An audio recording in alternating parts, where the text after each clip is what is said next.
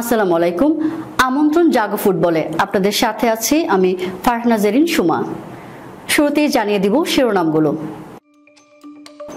সেমিফাইনালের পথে বার্সেলোনাকে গুড়িয়ে দেওয়ার হুঙ্কার পিএসজির। এভারটনকে 6-0 গোলে উড়িয়ে দিল চেলসি। একাই 4 গোল করে হালান্ডের গোল্ডেন বুটে হানা দিল পালমার।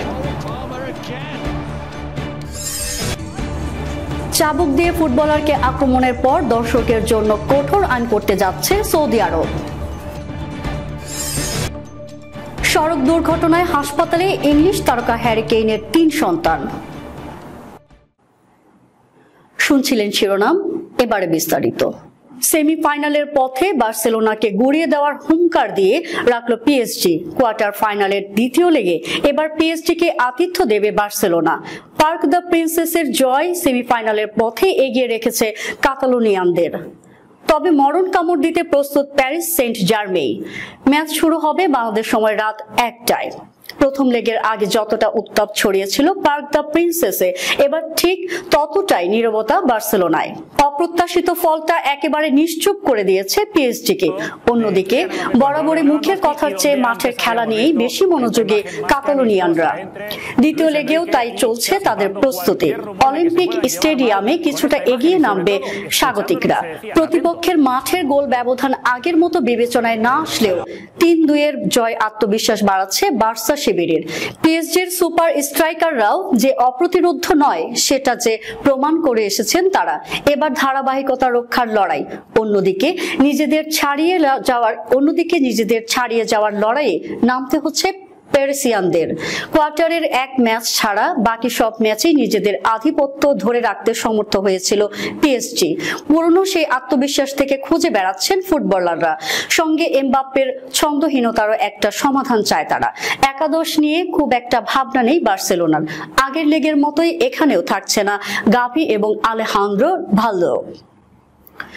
উল্টো জোয়াও ক্যান্সেলো, ইনিয়েগো মার্টিনেজ এবং লেভানডভস্কির নিষেধাজ্ঞা কেটে যাওয়ার ফুরফুরে মেজাজে আছেন জাভি হার্নান্দেজ।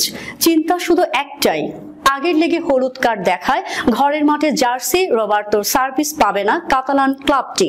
তবে পেদ্রি, ইয়ামাল এবং কুরার্সির ফর্ম একেবারে নির্ভর রাখছে বার্সাকে। অন্যদিকে কিমপেম্বে, কুরজাওয়া এবং সার্জিও রিকোকে ডাক আউটে রেখে গঞ্জালো রামোস, ওয়ারেন এমিরিকে নিয়ে একাদশ সাজাবেন লুইস এনরিকে। মাথায় আঘাত পাওয়ায় নর্ডি মুকেইলকে বিশ্রামে রাখার সম্ভাবনাই বেশি। নিষেধাজ্ঞা কাটিয়ে উঠায় এই ম্যাচে আশরাফ হাকিমিকে ফিরে পাচ্ছে পিএসজি। এমবাপ্পের সঙ্গে পুরনো ক্লাবের রফাদফা করতে এখানে থাকবেন উসমান দেমবেলে। এভারটনকে 6-0 গোলে উড়িয়ে দিল চেলসি। একাই 4 গোল করে হালান্ডের গোল্ডেন বুটে হানা দিল পালমার। ইংলিশ প্রিমিয়ার লিগের সর্বোচ্চ গোলদাতার হওয়ার লড়াইটা আগে থেকে জমজমাট ছিল। কাল রাতে এভারটনের বিপক্ষে 4 গোল করে সেই লড়াইয়ে আর্লিং হালান্ডকে ছুঁয়ে ফেললেন চেলসির কোল পালমার।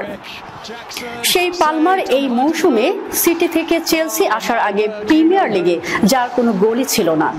আর এই 4 ম্যাচে গোল করে সিটির নরওয়েজীয় স্ট্রাইকার হালান্ডকে গোল্ডেন বুটের লড়াইয়ে ছুঁয়ে ফেলেন 21 বছর বয়সী পালমার। মাত্র 30 মিনিটের মধ্যেই পূরণ করলেন হ্যাটট্রিক। এরপর করলেন আরো 1 গোল।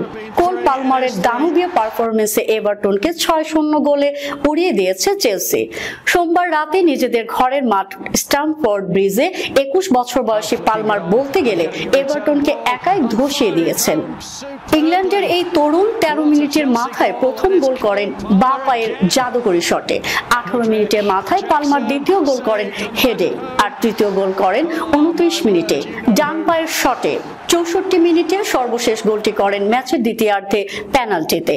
এভারটনের বিপক্ষে 4 গোলের সুবাদে চলতি মৌসুমে ইংলিশ প্রিমিয়ার লিগে যৌথভাবে সর্বোচ্চ হয়ে গোলদাতা হয়েছেন পালমার। তার সমান 20 গোল করেন ম্যানচেস্টার সিটির ফরওয়ার্ড আর্লিং হালান্ড। চলতি মৌসুমে সব ধরনের প্রতিযোগিতা মিলে মোট 23 গোল করলেন পালমার। এর ফলে গত 5 বছরের মধ্যে চেলসির প্রথম কোনো খেলোয়াড় এক মৌসুমে 20 গোল করার কীর্তি করালেন। তার আগে 2018 থেকে 16 মৌসুমে 20 গোলের রেকর্ড করেছিলেন এডেন হ্যাজার্ড।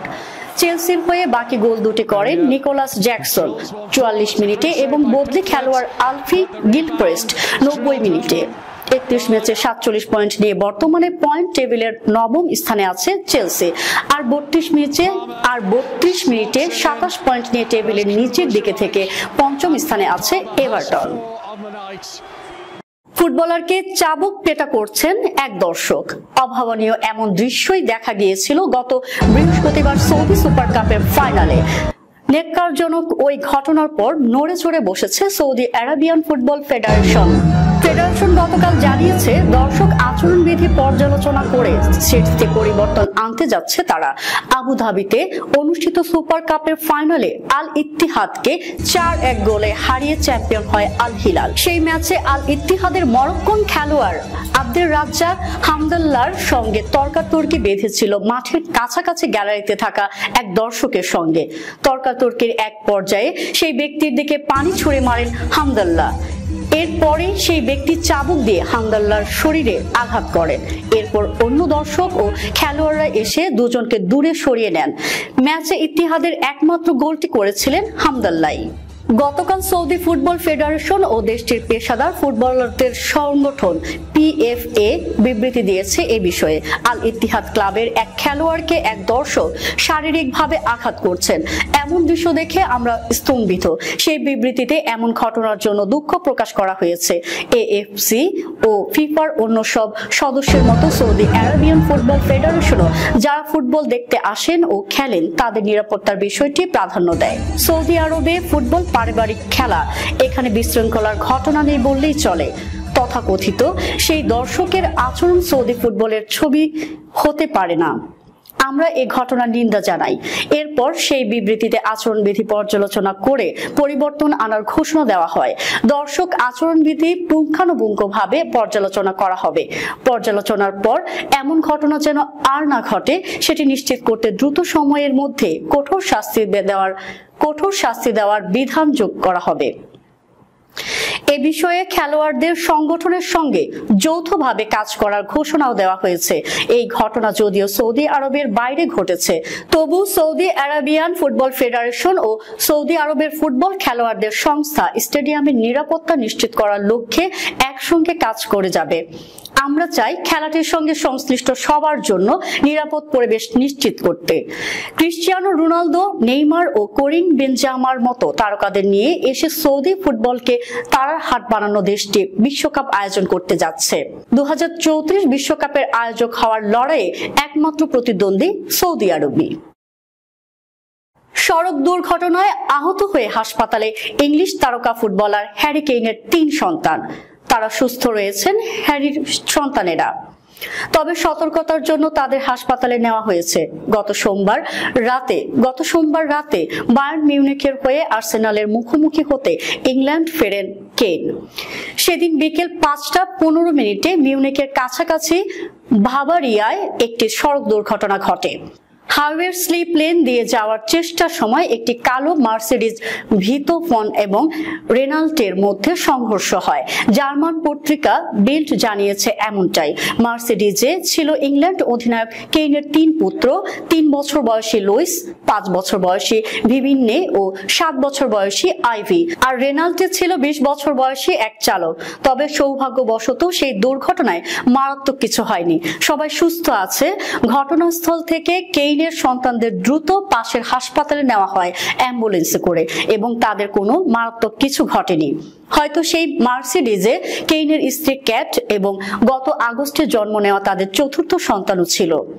এই দুর্ঘটনা নিয়ে মেইল স্পোর্টসকে কেইনের মুখপাত্র বলেছেন, একটি দুর্ঘটনা হয়েছে, তবে সন্তানেরা সবাই সুস্থ আছে, কেউ আহত হয়নি, কোনো চোট লাগেনি। রুটিন চেকআপের জন্য তাদের হাসপাতালে নেওয়া হয়েছে। যাবার আগে শিরোনামগুলো জানিয়ে দিব আরো একবার। সেমিফাইনালের পথে বার্সেলোনাকে গুড়িয়ে দেওয়ার হুঙ্কার পিএসজির। এভারটনকে 6-0 গোলে উড়িয়ে দিল চেলসি। একাই 4 গোল করে হালান্ডের গোল্ডেন বুটে হানা দিল পালমার। চাবুক দিয়ে ফুটবলারকে আক্রমণের পর দর্শকের জন্য কঠোর আইন করতে যাচ্ছে সৌদি আরব। সড়ক দুর্ঘটনায় হাসপাতালে ইংলিশ তারকা হ্যারি কেইনের 3 সন্তান। এই ছিল এখনকার মতো।